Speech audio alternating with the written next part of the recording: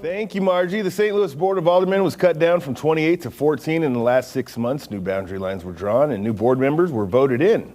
Joining us this morning to share what she hopes to accomplish is one of the latest representing the 6th Ward. It's her first time. Daniela Velazquez joins us. And Daniela, good morning this morning. Good morning. Thank you for having me. Thank you for joining us. Now, this is very interesting. You are kind of a pioneer as you move forward.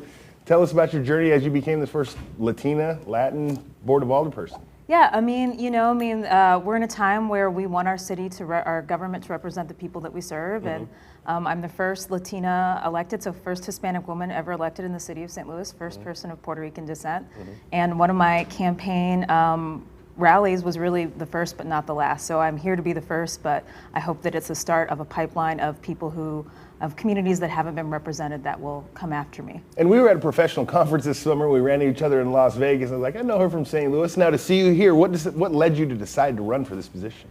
I think public service, there's a chance to use our communication skills. I know I'm a former journalist, and we met at a journalism conference. It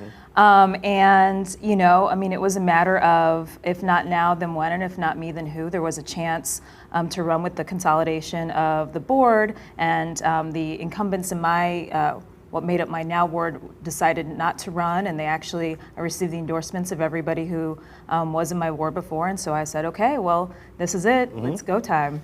Now, there's a lot of challenges that the city faces right now, but there's work being done.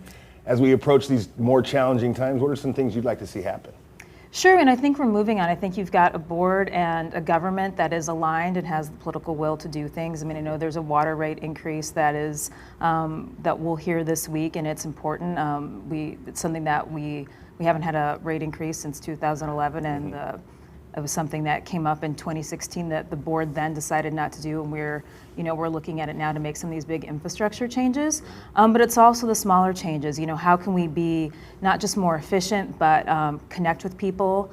I'm excited. I'm a part of the Red Tape Committee. I'm the vice chair of that. Alderman Tom Oldenburg is the chair of that. It's going to be something that looks at how to make government more efficient, run better for everybody. So I think we've got some big things ahead of us, but I think that we've got the political will and the willingness to collaborate to get things done.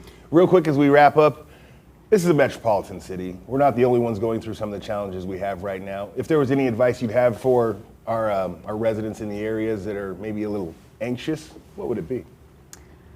Well, you're right. We're not alone in the city. St. Louis is, there's challenges here that we're seeing in other cities, but I feel like have hope and optimism.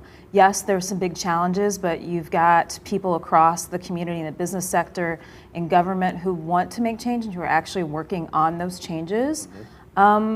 And also, St. Louis is a great city. We've got amazing amenities. We've got parks. We've got a lower cost of living than other places.